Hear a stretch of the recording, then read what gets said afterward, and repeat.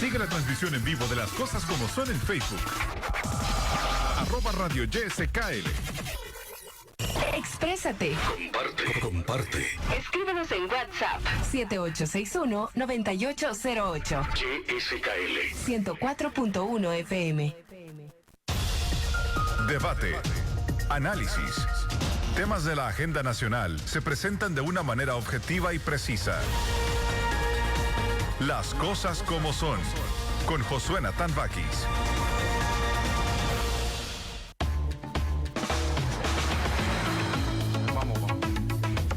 Buenas tardes, ¿qué tal? ¿Cómo están? Enorme placer saludarles. Son las 2 de la tarde con 4 minutos. Vamos al desarrollo del programa en este día lunes 27 de marzo. Cuenta regresiva ya a despedir el mes y a empezar ese periodo que con tantas ansias esperamos, que es la semana de vacaciones. Semana Santa, ¿verdad? Pero bueno, no está de más decirle que hagamos las reflexiones de lo que significa este periodo como tal. ¿Para qué?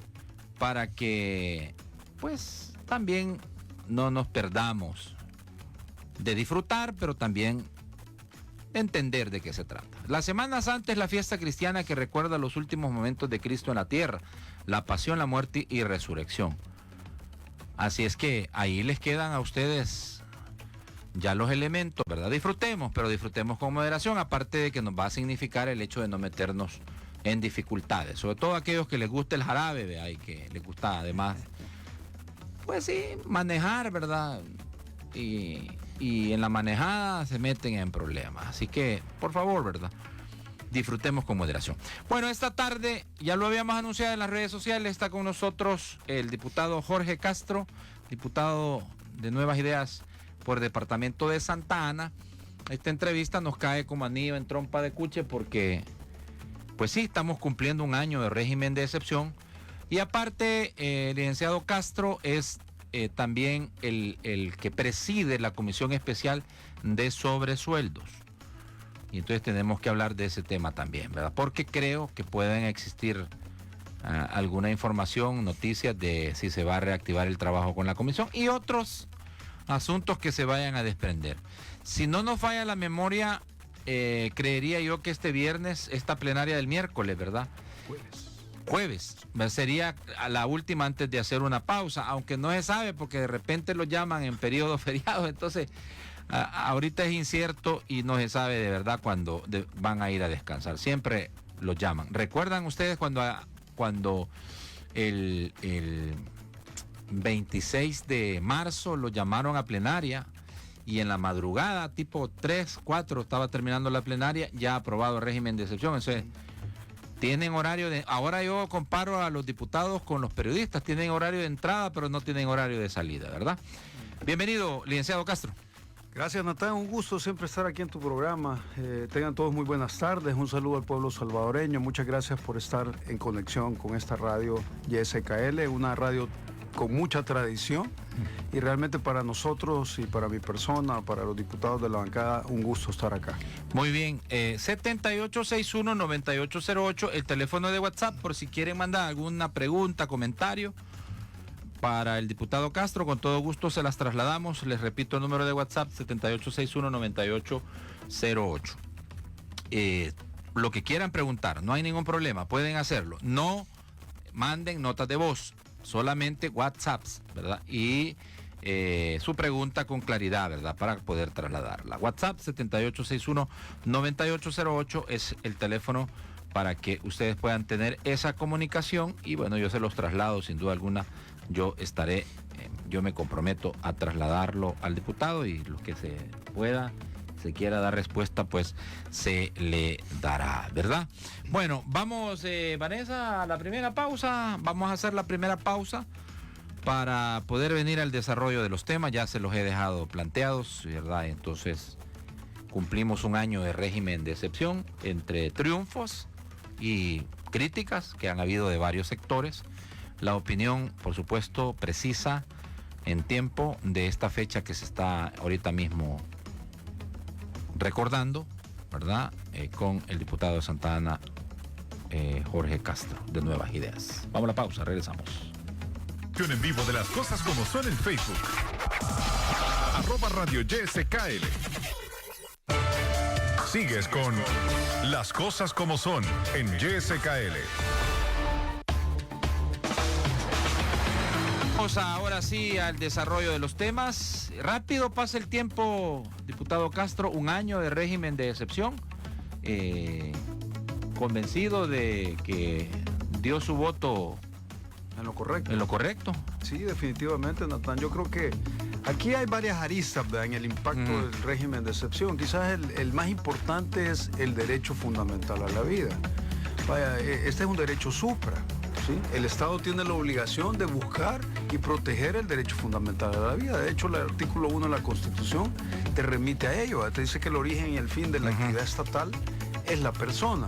Pero fíjate, antes teníamos de gobiernos que realmente no cumplían esta labor.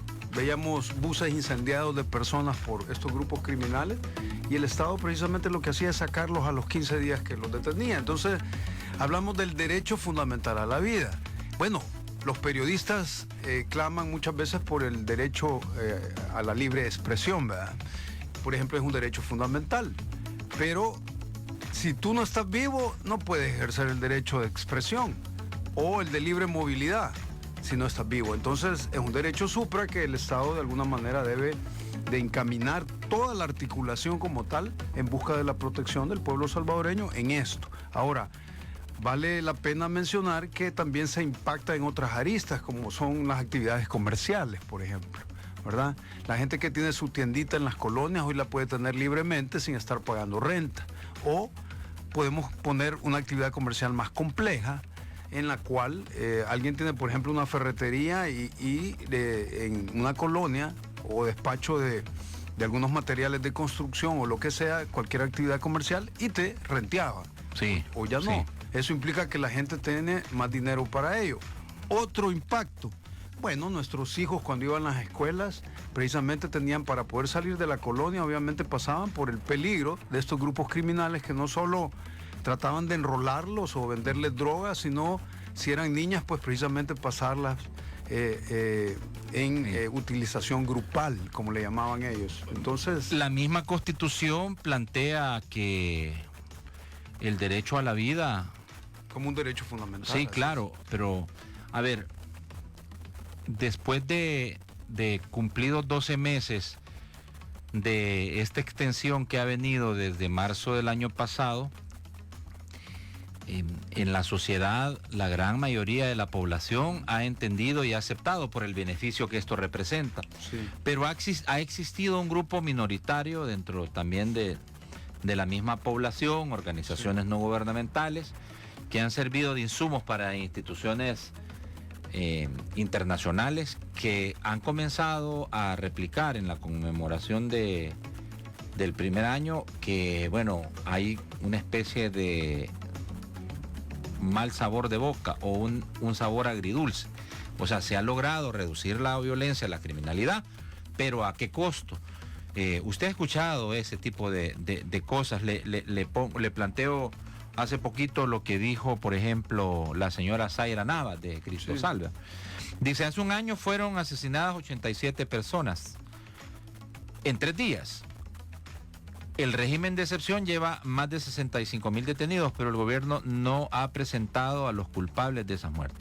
Se niega a extraditar al Blue, al Cook, dice ella, pero creo que se refería a otro pandillero. Fue liberado. La mayoría de detenidos son pandilleros. No son pandilleros. La mayoría de detenidos no son pandilleros. Y hay más de 132 muertos en las cárceles. Me llamó la atención este tuit de hace poquito de la señora Navas, porque ella dice la mayoría de los detenidos no son pandilleros. Es una afirmación un tanto complicada, porque cuando vemos la calidad de los detenidos, no hay lugar a dudas que son personas que están vinculadas a estas estructuras criminales. Pasamos, Jorge, por un tema bien delicado de la jurisprudencia. Usted es abogado de la República, Sí.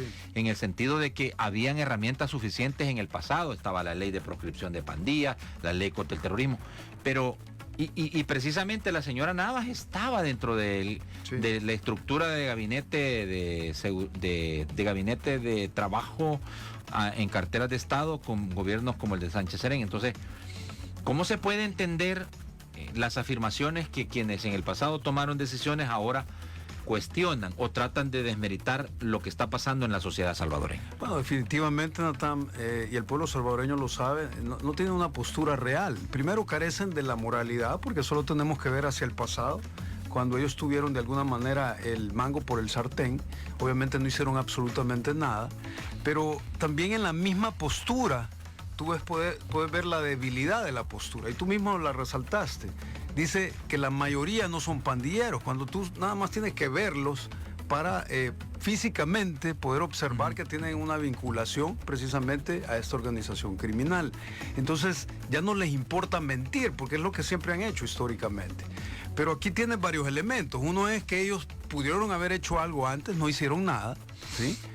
Como Estado, ellos formaron parte de la organización criminal, se volvieron cómplices de dicha organización criminal, y ahora pareciera que ellos no tuvieron la oportunidad y se ponen a criticar, digamos, a sabiendas que 9 de cada 10 salvadoreños desea la prolongación del régimen de excepción, y eso no lo decimos nosotros, lo dicen las encuestas de ellos.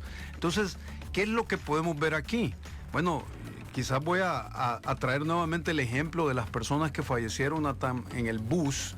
¿Qué crees tú que pasaría? ¿Qué pasaría si yo pongo a los familiares de esas personas que fueron quemadas en el bus, vivas, sí, y a quien se bajaba lo ametrallaban?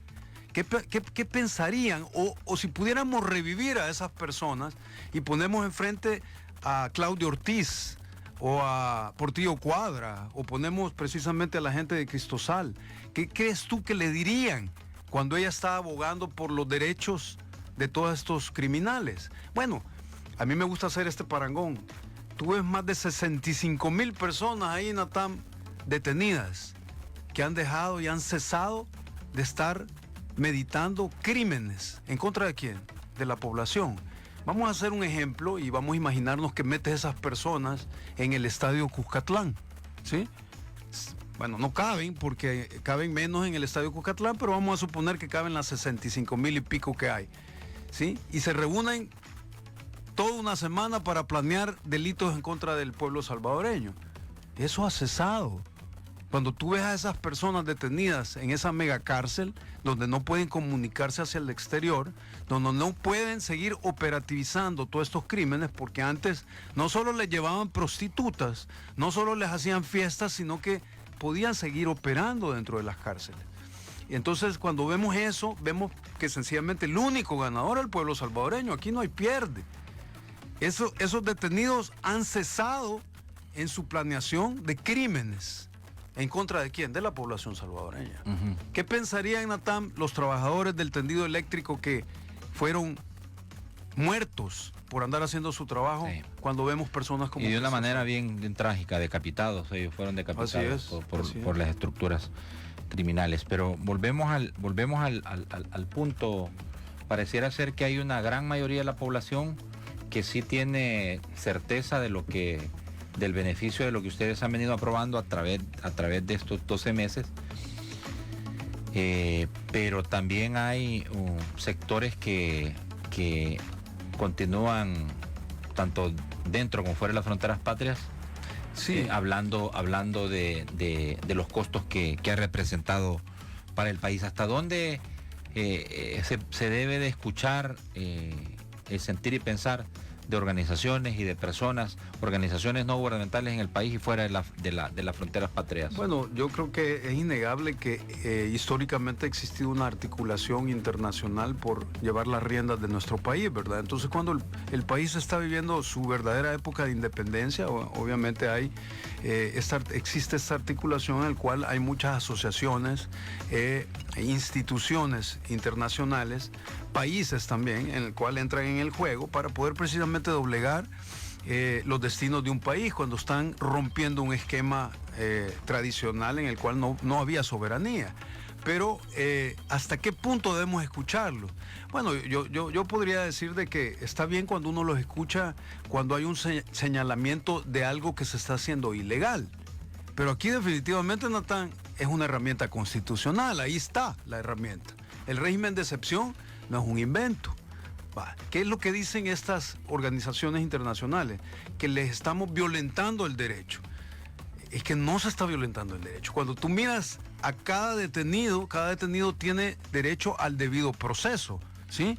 Cada persona detenida tiene derecho a seguir un debido proceso, pero pareciera que aquí se les ha detenido y se les ha evitado el debido proceso. Hay que decirlo claramente. El régimen de excepción y la prolongación impactan en el término de inquirir. ¿Qué es el término de inquirir? Son los 3 días. Eso en esencia impacta en otras aristas, pero son de menor valoración. ¿Cuál es la mayor valoración? El término de inquirir, 72 horas. Quiere decir que si te capturan a ti, y te detienen, ya no tiene la fiscalía, ¿sí?, 3 días para fundamentar tu caso, sino que tiene 15. Pero tu caso debe ser fundamentado, con pruebas. ¿Ante quién? Ante el órgano judicial. Entonces el órgano judicial en esos 15 días examina y dice, sí, hay objeto a causa, sigamos. Entonces, seguir detenido.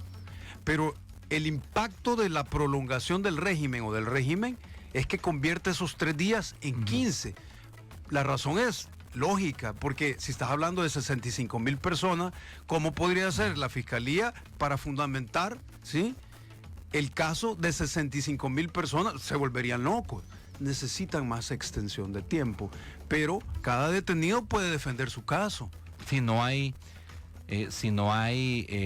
suspensión de esa garantía de los plazos procesales, está claro, Jorge, que los jueces deben de poner en libertad en 72 horas a los. Es correcto, es que lo que sucede es que si en un tiempo normal, de eso no hay lugar a dudas. Es decir, el suspender ese proceso, el suspender ese término de tiempo para alargarlo a 15 días, y si en los 15 días se te lleva y se te forma una acusación formal, sí, valora el juzgado de que, bueno, y te puede sacar libre, si no. No, pero valorando, dice, no, aquí hay suficientes elementos, entonces sigue detenido. Sí. Es que ahora, ¿qué pasará si, por ejemplo, en 15 días lo procesó y ustedes dicen, vamos a suspender aquí el régimen de excepción? Esa persona que es mandada a detención provisional para que continúen las investigaciones, tendrían 3 días.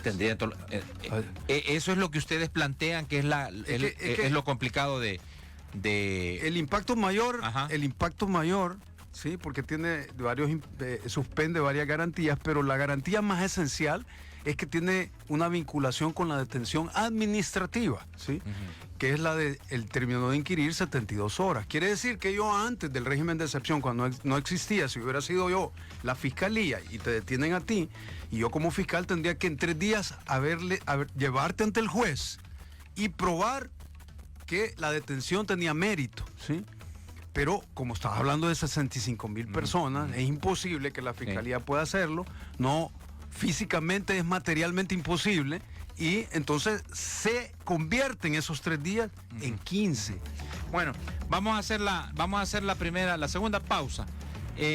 ¿Cuánto puede durar más el régimen de excepción? Hay quienes dicen va a durar hasta después de las elecciones, porque hay algunos sectores que dicen ya no es necesario. La Constitución señala que se deben de revisar las causas que provocaron esa, sí, o en donde se sustentó la necesidad de tomar una decisión como la que ustedes han tomado por estos últimos 12 meses. Nos lo va a plantear el diputado Castro. Y bueno, no pierdan la sintonía, porque dentro de la plática también vamos a ver cuál va a ser el camino que va a tomar a partir de el posible regreso de la activación de la comisión especial que investigó los sobresueldos en exfuncionarios sector gubernamental. Ya regresamos, no nos cambien. KL. Sigues con Las Cosas Como Son en YSKL. Bueno, estamos de regreso. Son las 2:30. Todavía nos quedan 25 minutos por delante de la plática que estamos teniendo. Están llegando comentarios al 7861-9808. Los iré evacuando a medida vamos desarrollando la plática con el diputado de Nuevas Ideas Santa Ana, Jorge Castro. ¿Cuánto se puede casar la Asamblea Legislativa con un periodo? Bueno, esto pasa porque también el gobierno apida la extensión, que es mes con mes, ¿verdad? Pero desde tu óptica, por lo que puedes ver, ¿cuánto puedes decir un tiempo prudencial o en realidad esto es impredecible? No, la verdad que no es que sea eterno. Obviamente está vinculado a algo que se quiere lograr. Obviamente estamos hablando aquí de una organización criminal, ¿verdad? Estamos hablando de la operatividad de una organización criminal, pero yo quiero insistir en esto, Natán, y es que cuando hablamos de maras y pandillas, el pueblo salvadoreño debe saber que aquí hay mucha vinculación de exfuncionarios públicos que se beneficiaban. Lo que el pueblo no debe de saber y debe de saber más bien y no debe desconocer es el hecho que cuando renteaban un negocio, ese dinero de la renta no solo le quedaba a las pandillas. Esa cadenita de beneficiarios iba a dar a muchos exfuncionarios públicos. Por eso es que tú ves la protección que había sobre las maras y las pandillas en los diferentes gobiernos de Arena y del Frente. Entonces, y por eso ves también la oposición que se genera ahora, cuando precisamente estamos destruyendo una organización criminal que no solo tiene que ver con precisamente en lo que lo enmarcamos. Aquí puede hablar de tráfico de drogas, que pasaba por esto. Narcomenudeo. Sí, claro. Estamos hablando de un negocio redondo para esta gente que nunca ha tenido moral, donde tú puedes hacer un pool perfectamente de muchos exfuncionarios que precisamente no andan muy lejos de ser mareros y pandilleros. Sí. ¿Eres tú? Sí, definitivamente. Aquí estoy hablando. Sí, porque vaya. Por ejemplo, de esto se había platicado mucho. De hecho, yo me acuerdo que en gobiernos pasados se decía de que las pandillas subían y bajaban los homicidios cuando ellos querían, pero que en realidad había una motivación política detrás. Pero más allá del sombrerazo que significa decir eso, nunca hemos tenido a ciencia cierta así, en decir, estos son los intelectuales, estos eran los que promovían, los que movían los hilos. Amén de las investigaciones que hay por haber pactado con las pandillas, en donde está Norman Quijano, está el mismo Neto Mason, Paolo Luers y varios también del FMLN, porque hay una curiosidad de los gobiernos o de los candidatos de Arena y del FMLN en el 2019, sí, que sí. Pues sí, ambos buscaron, en el 2014.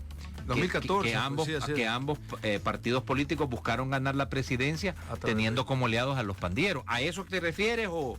No, sí y no, porque yo estoy hablando de que dentro de esta... Hablamos de una organización criminal. Cuando hablamos de maras y pandillas, claro, yo creo que hay que extender el concepto, porque realmente estamos hablando de un organismo criminal que operativiza. Cuando hablas de una organización criminal, por ejemplo, cuando tú hablas de narcotráfico, ¿sí?, y hablas de toda una organización, ahí metes funcionarios, ¿sí? Claro. Metes al Estado cómplice, ¿sí? Porque para poder viabilizar precisamente y poder proteger esa operatividad que impacta precisamente en el pueblo y que tiene una continuidad de daño constante, tienen que haber autoridades confabulando, siendo cómplices. No podemos ser ingenuos. Entonces, cuando hablamos de todos estos años de gobiernos donde operativizaron y las maras crecieron y se fortalecieron, cuando, por ejemplo, tú hablas de cómo es que llegaron prostitutas a una cárcel, ¿sí?, y les hicieron una celebración, y cómo es que operativizaban ellos el funcionamiento de los cobros, a quién iban a matar, tiene que haber complicidad precisamente de esos gobiernos. Entonces, cuando hablamos, Natán, de desbaratar esta organización criminal, necesariamente tenemos que hablar de desbaratar también a estos exfuncionarios que forman parte. Podemos hablar de algunos malos empresarios también. Podemos hablar aquí de algunos malos abogados también. Es que estamos hablando de una organización criminal que obviamente tiene muchas aristas. Hasta esos niveles de enquistada estaba la pandilla en la sociedad y en las altas esferas de Bueno, te voy a decir, gubernamentales. te voy a decir un modus operandi que lo Ajá. tenía en el órgano judicial. Le pagaban mensualmente a los jueces. ¿Sí? Los pandilleros. Sí, les pagaban mensualmente para que cuando llegaran los pandilleros ya tenían un modus operandi. Entonces el juez no solo recibía su dinero como juez, no solo recibía sobresueldos, ¿sí? Sino que también recibía una mensualidad por parte precisamente de estas organizaciones criminales. Entonces, cuando nosotros tiramos una red de modificación de la ley vinculada al órgano judicial, de la carrera judicial, obviamente ahí salen algunos malos jueces que estaban ya encriptados en el sistema, que ya tenían un modus operandi precisamente no solo con las maras y las pandillas, sino con el narcotráfico, con los bufetes, sí, los bufetes poderosos jurídicos. Bueno, los que son abogados saben que cuando nos tocaba litigar, cuando litigábamos precisamente, estos bufetes jurídicos precisamente eran los que resolvían, les mandaban los casos allá a las oficinas jurídicas porque el juez ya percibía una mensualidad. Entonces, estamos aquí de limpiar la casa. Sí, de eso estamos hablando precisamente en todas las diferentes aristas. Entonces, digamos que desde la concepción de lo que significa el estar en medio, las autoridades gubernamentales y ustedes, de una guerra en contra de las pandillas, todavía no están las condiciones como para decir, quitemos el régimen de excepción. Es correcto, aquí estamos, es cierto, tenemos un control ya territorial en cuanto a la operatividad precisamente de estas pandillas, pero de la organización criminal nos falta avanzar, ¿sí? Aquí tenemos que desbaratar en sus raíces toda la organización criminal. Bueno, inclusive yo me atrevería a decir que posteriormente necesitamos acercarnos a otros países, porque aquí estamos hablando precisamente que muchos mareros y pandilleros y personajes, empresarios, malos empresarios, parte de esta organización criminal operan desde afuera. O sea, no solo que están los que están adentro del territorio. Entonces, obviamente, esto falta todavía y nosotros no nos va a temblar la mano precisamente para hacer las cosas en representación del pueblo. Bueno, podría ser necesario desde tu experiencia también como abogado de más reformas, más herramientas jurídico-legales, más reformas al Código Procesal Penal, inclusive la instauración de un paquete o de una posible legislación para evitar que en el futuro pudiesen a nueva cuenta organizaciones como las pandillas encontrar tierra fértil. Sí, yo creo firmemente que después de los acuerdos de paz, ¿sí? Arena y el Frente generó esa plataforma de poder político donde ellos se encriptaron en el sistema y para poderse encriptar en el sistema obviamente reformaron y formularon leyes nuevas y reformaron otras. Entonces, te voy a poner un ejemplo. La no prescripción de los delitos, por ejemplo, que hemos logrado impulsar y aprobar. Esto es un mojón importante, pero va amarrado a otro esquema estructural normativo de leyes. Entonces nosotros, obviamente, dentro de esta visión que tenemos, estamos impulsando esta arista de leyes que rigen aquí en el país y estamos tropicalizándolas y estamos precisamente haciendo que coordinen unas con otras para poder lograr un fin determinado. Es de todos sabido que este gobierno impulsa 3 rubros importantes. Uno es el de seguridad, que es el que estamos viendo. Otro es el de educación pública de primer nivel. Otro es el de salud pública de primer nivel. Pero en conjunción, quizás en vinculación, diría yo, con estos 3 rubros importantes, obviamente, debemos de reformar muchas leyes y vamos a seguir reformando. Una de ellas, por ejemplo, y yo no sé, siempre en tus programas me gusta hacer un tiro al plato, ¿verdad? Sí, claro. Pero, por ejemplo, si hablamos de cláusulas pétreas, por ejemplo, Sí. todos saltan con cláusulas pétreas. Y dicen, no, es que las cláusulas pétreas son inamovibles. Intocable, sí. Yo pienso que no debería ser así. no. Te voy a explicar por qué. Ajá. ¿Te parecería a ti que Natán Baquis y Jorge Castro firmen las normas y las reglas que van a regir por 300 años y que van a vivir tus nietos de tus nietos de tus hijos, ¿sí? En condiciones que tú y yo acordamos? O sea, En una realidad totalmente diferente. Si la mera esencia del derecho, el derecho es cambiante, las normas son cambiantes. ¿Por qué? Porque la realidad de los seres humanos son cambiantes. Entonces es totalmente injusto que tú y yo acordemos cómo van a vivir tus nietos de tus nietos en 300 años. No puede ser. Entonces cuando tú hablas de cláusulas pétreas, violentas el derecho de los que vienen en una realidad totalmente diferente. Entonces yo creo que dentro de la soberanía y la voluntad del pueblo, cualquier cláusula debería de ser analizada. Sí, muy bien. Está bien. Perfecto. Vamos a hacer la última pausa. Vamos a hablar del futuro de la comisión especial, de la cual es presidente el diputado Jorge Castro, sobre sueldos. Ahí por ahí hay todavía algunas cosas que no terminan de aterrizarse, así que vamos a ver de qué se tratan. Regresamos a la pausa, no nos... Sigues con Las Cosas Como Son en YSKL. Bueno, vamos de regreso, ya estamos. Vamos a ver, les comentamos de qué platicamos en la pausa comercial. Bueno, quiero leer un par de comentarios que han llegado a WhatsApp. Démosle. Diputado Castro, dicen por acá, mire.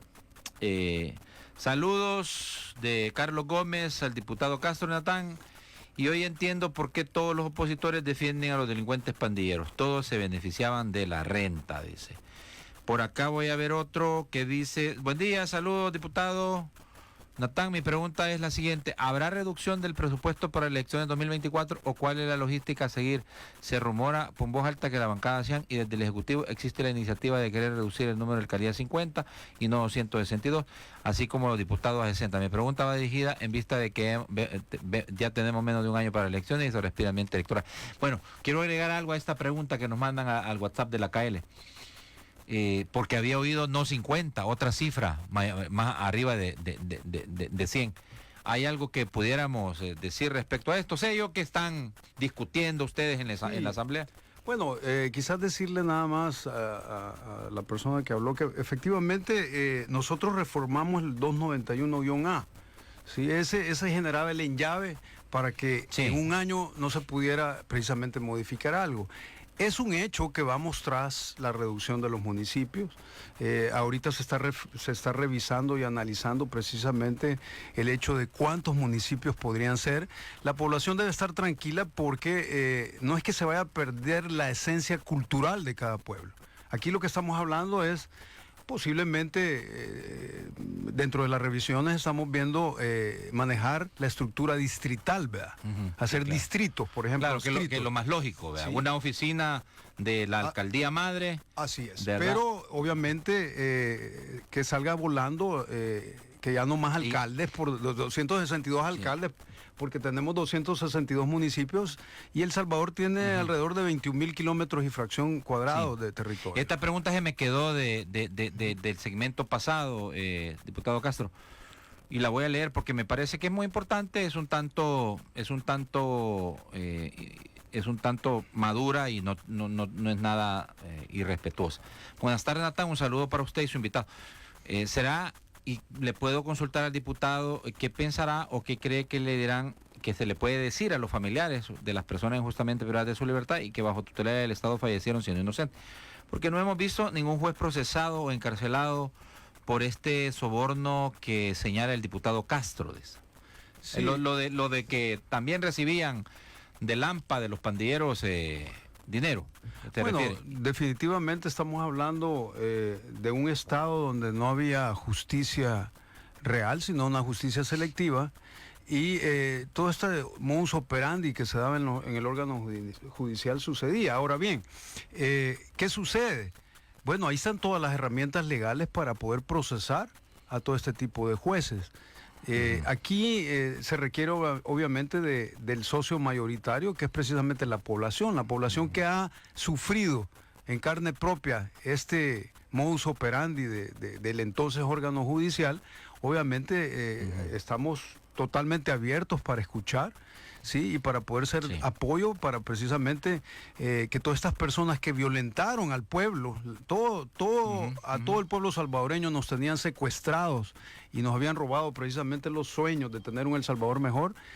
Estoy yo totalmente atento para que ustedes, con todo el mayor de los gustos, vamos a perseguir a estas personas, porque no es justo que hayan jugado con la población salvadoreña. Vaya, la señora de Cristosal Nava decía que la gran mayoría de los capturados son inocentes, pero creo que sí hay ciertamente claridad de parte del diputado Castro que en medio de estos más de 65.000 detenidos, ha habido gente a la que no se le ha podido demostrar que tienen alguna vinculación orgánica y con grupos criminales de pandillas, que es un poco la pregunta a la que se refería también bueno, estas personas que han salido, por ejemplo, que no tienen una, digamos, vinculación. Le voy a poner un ejemplo sencillo, Nathan. Vaya, por ejemplo, imagínate tú, eres pandillero y la policía te captura a ti, ¿sí?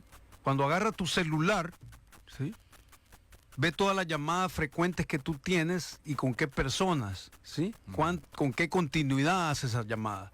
Imaginémonos que tú tienes la llamada con una persona X, ¿sí? Y es constante. Puede ser que esa persona no tenga nada que ver, pero dentro de la investigación es complejo saberlo si no. Entonces, cuando tiran toda la ramificación, estás peleando contra una organización criminal, obviamente esa persona que es continua se le detiene para investigación.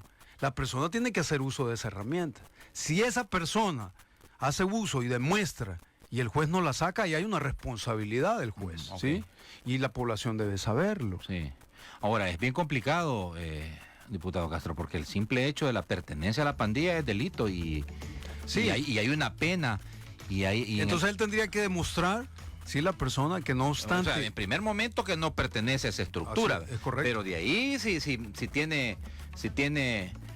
ha asesinado, si ha extorsionado, o sea, una cosa bien compleja. Sí, por ejemplo, si tu vinculación es en llamadas telefónicas al jefe de una clica, por ejemplo, obviamente está vinculado a una operatividad dentro de la organización criminal. Tendrías que demostrar qué haces tú en tu tiempo de 24 horas, ¿sí? Demostrarle al juez en qué pasa tu ocupación, a dónde trabajas, ¿sí? Qué es lo que hacen tus tiempos libres, y demostrarlo. Si tú lo demuestras, obviamente la única vinculación es que lo conoces y le hablas por teléfono como un amigo, ¿verdad? Bueno, a ver, ¿qué noticias hay de la comisión de sobresueldo? Bueno, esa usted la preside. Es correcto. La comisión de sobresueldo, no sé si tú te fijaste que la de ONG fue reactivada hace poco por Alexa. Y hay un informe que va rumbo a, después de la autorización del Pleno, a la Fiscalía, presuntamente. Es correcto. La comisión de sobresueldo, más o menos, pienso reactivarla en un mes y medio. Un mes y medio. ¿Qué lo atrasa? Porque ahorita estamos viendo lo de los municipios, por ejemplo. Hay otras prioridades. Estamos viendo la reducción de diputados también. Estamos analizando la reducción. Bueno, si tú te acuerdas, yo fui la primera persona que puso un tuit impulsando la reducción. Lo puse hace 4 meses. Y yo soy la primera persona que creo que los diputados deben de ser reducidos. 84 es un número injustificado. Entonces, estamos analizando eso, que son temas muy importantes para que el tribunal pueda ajustarse precisamente. Tenemos las elecciones pronto. Entonces, más o menos dentro del esquema, estoy esperando, creo, terminar ciertos temas como estos, y calculo yo que en mes y medio. Ahora, ¿qué vamos a hacer? Vamos a llamar... O sea, que debo de entender que más o menos en mes y medio va a estar... Es correcto. Va a estar aprobada la reducción de diputados y la reducción... Espero yo que podamos ser proactivos. No, yo estoy aquí usando mi olfato periodístico. No, es correcto. Y es válido. La verdad que nosotros... Pues están enfocados en el tema este. Sí, definitivamente. En reducción de municipios, reducción de diputados. Sí. Bueno. Sí. ¿Queda pendiente trabajo algo en la Comisión Especial de Sobresueldo? Por supuesto que sí, porque tenemos, por ejemplo, las instituciones cómplices, por ejemplo. muy bien. Aquí podemos ver, la Corte de Cuentas fue una institución cómplice. Cuando tú ves, por ejemplo, que le van a hacer una auditoría a Funes, se la dan en 48 horas, express, ¿sí? Los auditores. ¿Quién fue cómplice? Sí. Yo platiqué con la expresidenta de la Asamblea Legislativa, Lorena Peña. Sí. Y ella argumentaba de que, por ejemplo, en el caso de las ONGs, la ONG que ayudó a fundar, que era la ONG Las Mélidas, Sí. dice tener las auditorías de Corte de Cuentas que certifican que utilizaron el dinero Bueno, en lo que debía. Bueno, a Funes, si tú lo hubieras ido a entrevistar en esos 2 días, te hubiera dicho, aquí está mi finiquito. Yo tengo la auditoría donde dicen que no me robé nada. ¿Por qué? Porque eso no significa nada realmente. No hay garantía de nada. Eran parte de lo mismo. No, O sea, pero el que la corte haya dado esos finiquitos o esas auditorías Es o esos que- informes de auditoría no es garantía de nada. te explico, es que esa resolución de los auditores goza de fe pública, ¿verdad? Ujú. Pero admite prueba en contrario. Sí. Entonces, si por ejemplo Funes robó 400 y pico Y le millones dieron finiquito. y le dieron finiquito, obviamente tienes mucha prueba en contrario de lo que Sí. establecieron los... Tienen que explicar por qué. Tienen que explicar por qué. Por eso van a llamar a gente, por ejemplo, de Corte de Cuentas. Sí, porque tú ves que el manejo del tema de sobresueldos, Sí. con el cual, y quiero dejarlo claro, es con el cual compraban la gobernabilidad, ¿sí? Sí. Y trabajaba diferente en cada... Exministros de Hacienda, Jorge, porque, bueno, yo logré entender de un par de personas, por ejemplo, la doctora María Isabel Rodríguez, Sí. la señora dijo, no, a mí me lo daban en efectivo, pero yo lo declaraba, dijo, porque tenía la obligación de declararlo y lo declaraba a Hacienda. Es que el tema, quizás la ilegalidad no radica en la declaración, sino trabaja diferente en los 3 rubros. Si, por ejemplo, tú lo ves dentro del Ejecutivo, yo como presidente de la República te doy a ti, ministro de Obras Públicas, un sobresueldo. ¿Qué violentan ahí? Bueno, la ley de salario. Ya hay una ley de salario que establece tu salario. Entonces, si yo te quiero hacer una nivelación y doy sobresueldo, sí, estoy violentando la ley de salario, pero se complica cuando lo sacas del órgano ejecutivo. Y cuando le daban al fiscal, ¿qué estaban haciendo? Comprando impunidad. Cuando le daban a los magistrados de la Corte de Cuentas $20,000 mensuales, aparte de su salario, el órgano ejecutivo que no tenía por qué, ¿qué estaban haciendo? Comprando impunidad. O a secretarios generales de partidos políticos. Y ahí se da un delito. Sí. Cuando se lo daban a los diputados comprando para votos, ahí se da otro tipo de cohecho. Vamos, ¿sí? bien, perfecto. Bueno, vamos a esperar a ver qué conclusiones tiene. Ya lo dijo claramente el diputado Castro, están enfocados en el tema de la reforma a las leyes electorales para reducir municipios y reducir diputados. ¿Va usted a buscar reelección, verdad? Por se va supuesto a someter al proceso interno en su partido y todo. Definitivamente, pienso que sí. Pienso que lo O voy sea a que a hacer. ustedes no les preocupa la reducción de diputados. ¿A mí? No, a todos, a usted, Bueno, la verdad es que queremos hacer lo correcto, queremos ser congruentes con la visión que tiene el presidente Bukele, precisamente. Aquí no queremos un Estado cargado por gusto de una estructura operativa, sino queremos lo justo, esa capacidad instalada que realmente sirva para hacer las cosas por ¿Y el habrá pueblo. alguna cosita en relación a los residuos? Sí. ¿Cambios en ese sentido? Bueno, ya que tocaste ese punto, para mí es muy importante ese punto porque la gente sabe que con el tema de los residuos, por ejemplo en Santa Ana, ¿sí? Eran 7 puestos para poder entrar como diputado, entramos 5 de Nuevas Ideas, pero si tú ves el que entró de Arena, por ejemplo, que es Palomo, entró con 3.500 y pico de votos, ¿sí? ¿Y el que se quedó de ustedes fuera? Mientras el que se quedó, 2 que se quedaron fuera, no entraron con 20.000 votos, 19.000 votos. Muy bien. Entonces, 20.000 salvadoreños, 20.000 santanecos dijeron a ella la queremos, 3.500 dijeron no, a él. Entró la minoría. Ok, ¿Sí? muy bien. Bueno, está claro. Gracias. Bueno, a la orden, aquí Sí. estamos, Natán. Gracias también al pueblo salvadoreño por haber estado en sintonía de Las Cosas Como Son Radio. Será hasta el próximo miércoles en horario especial, a la 1 de la tarde. Así que desde ya están invitados. Pórtense bien, que nada les cuesta. Ustedes me conocen, yo soy Josué Natán Baque. Buenas tardes para todos.